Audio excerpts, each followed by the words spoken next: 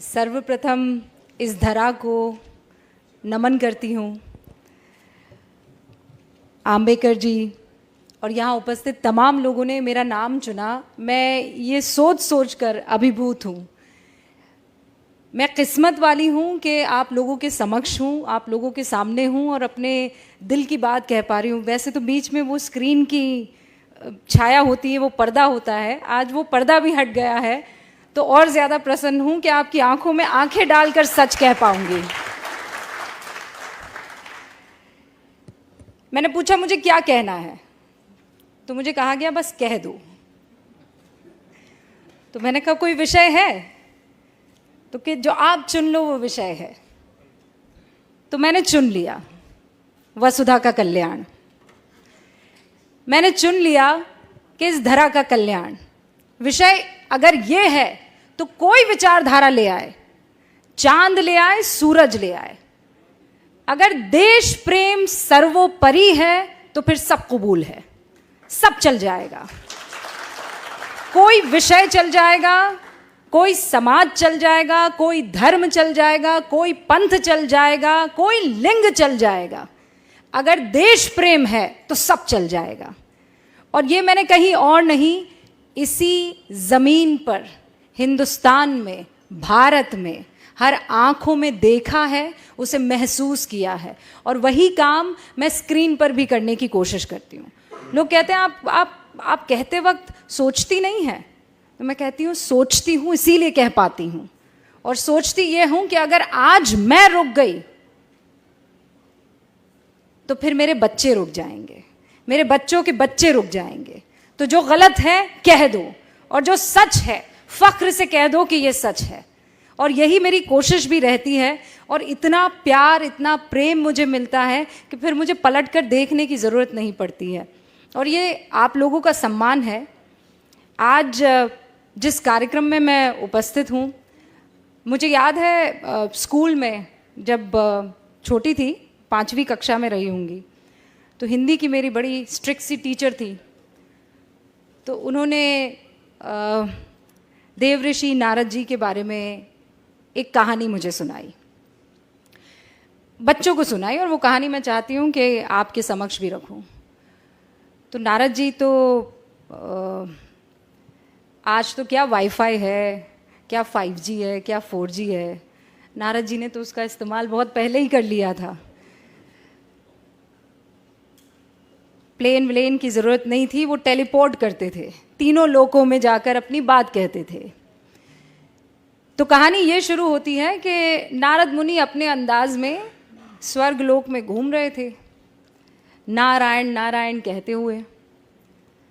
तो अचानक उनको कुछ सूझी, तो उन्होंने भगवान का रुख किया और भगवान से कहा, आपसे एक प्रश्न पूछूं? तो भगवान ने कहा, पूछो।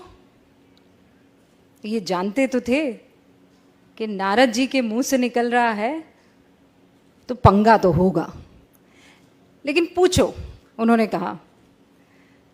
तो उन्होंने कहा, भगवान ये बताइए कि आपका सबसे प्रिय कौन है, आपके हृदय में कौन वास करता है, कौन है जो जिससे आप बेइंतहा प्रेम करते हैं, स्नेह करते हैं। तो भगवान मुस्कुराए और उन्होंने पृथ्वी की ओर देखा, और वहाँ इंसानों का टोला था, इंसानों की बस्ती थी। कोई किसी काम में लगा हुआ था, कोई लकड़ी काट रहा था, कोई खेती कर रहा था, कोई अपने हिसाब का जो उस वक्त काम था वो कर रहा था, कोई महिला खाना बना रही थी। तो प्रभु मुस्कुराए और उन्होंने कहा कि ये मेरे दिल में वास करते हैं, इनसे मुझे बड़ा स्नेह है। तो नारद जी को बड़ा गुस्सा आया। तो उन्होंने कहा कि आप मनुष्य की बात कर रहे हैं? तो प्रभु मुस्कुराए और प्रभु ने कहा, मनुष्य की बात कर रहा हूँ। तो उन्होंने कहा, अरे नारायण नारायण मैं करता फिरता हूँ, ऐसा कोई पल, ऐसा कोई वक्त नहीं गुजरता कि मेरे मुख से नारायण नारायण ना निकले, और आपको प्रसन्न करता है मनुष्य। आपको पसंद आता है मनुष्य, आपका स्नेह मनुष्य से। तो प्रभु फिर मुस्कुराए, उनकी अपनी लीला। उन्होंने कहा कि इस मनुष्य को मैं छोड़ दूंगा, तुम बस ये मेरा जो इम्तिहान है उसे पास कर लो। तो नारद जी ने बोला, ऐसा कौन सा इम्तिहान है कि मैं पास ना कर पाऊं? प्रभु आप कहिए, करना क्या है? तो प्रभु ने देव ऋषि को कटोरा दिया बड़ा सा, और उसे एकदम एज तक दूध में भर दिया। और प्रभु ने कहा कि अब इसे तुम तीनों लोकों में लेकर घूमो, पर ध्यान रहे एक बूंद दूध की नीचे ना गिरने पाए। तो देव ऋषि ने कहा कि अरे ये क्या बड़ी बात हो गई, ये तो मैं चुटकियों में कर दूंगा। तो उन्होंने कहा फिर मिलते हैं। और नारद मुनि जी कटोरा थामे, दूध से भरा लबालब, तीनों लोकों का भ्रमण करके आ गए। प्रभु के सामने पहुंचे, प्रभु मुस्कुराए, कहा लौट आए?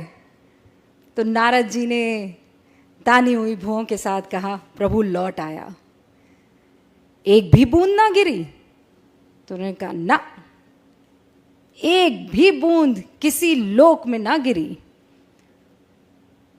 कहा ये तो बहुत ही गजब हो गया,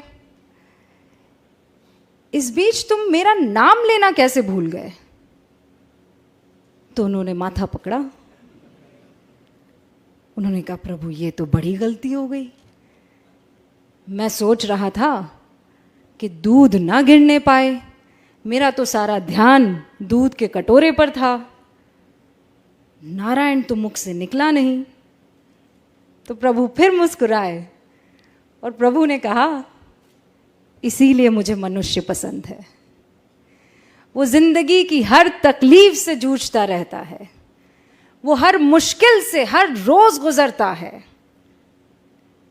उसकी जिंदगी के कटोरे में परेशानियों का दूध लबालब है, लेकिन फिर भी वो मेरा नाम लेना नहीं भूलता है।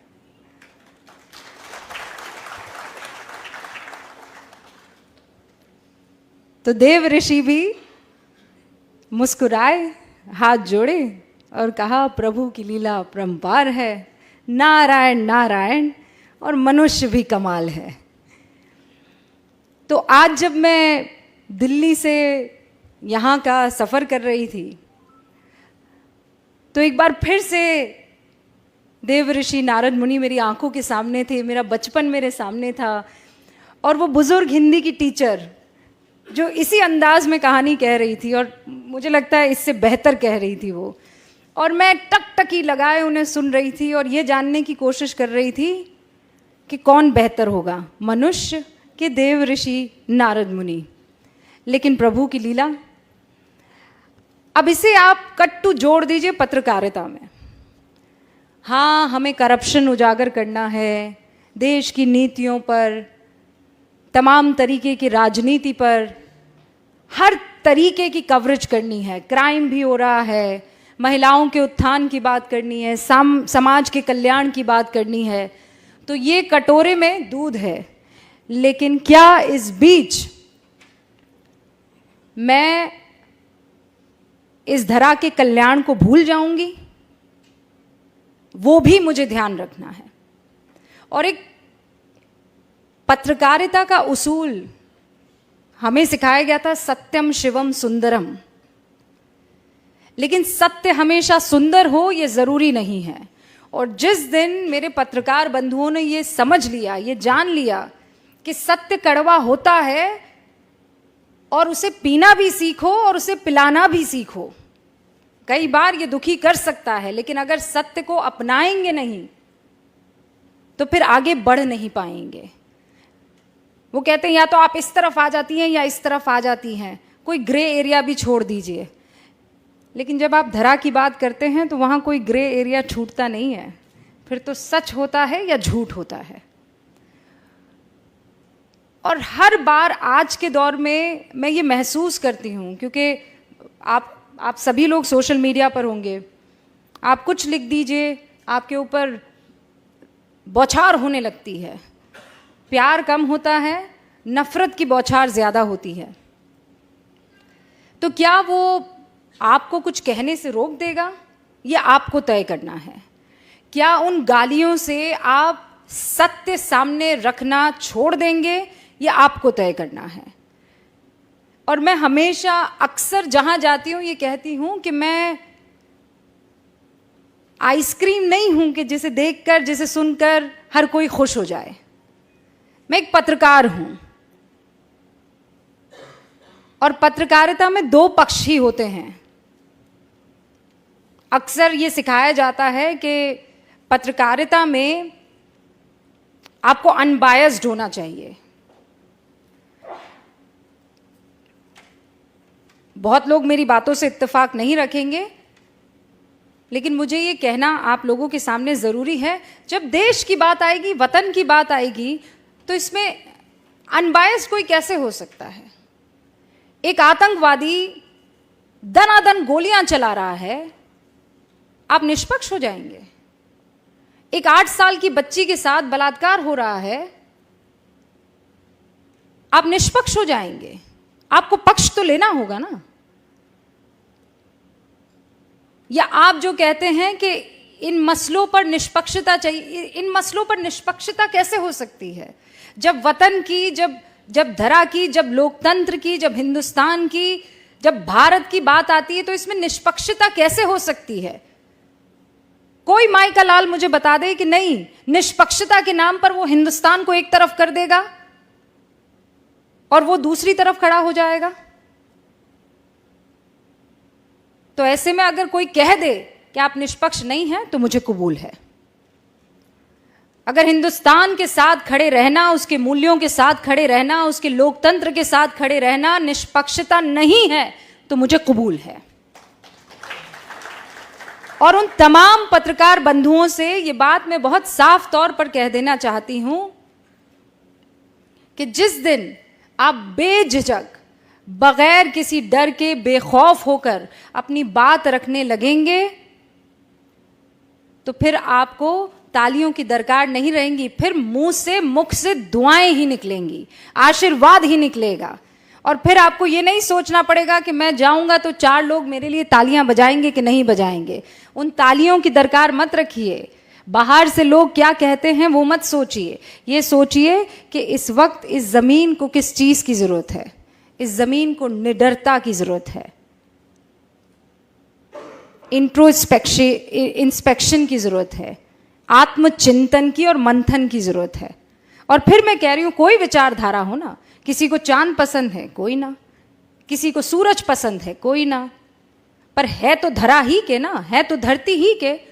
और जब तक वो धरती में सम्मिलित है, वो चांद हो कि सूरज हो, वो हमारे हैं और हम उनके साथ खड़े हैं।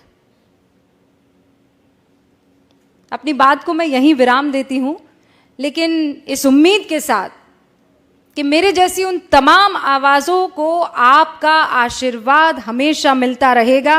और जब तक आपका आशीर्वाद रहेगा, जब तक हिंदुस्तान की जनता की आंखों में जो ऐसी चमक मैं देख पा रही हूँ, चमक रहेगी, हिंदुस्तान को विश्व गुरु बनने से फिर कोई नहीं रोक सकता है।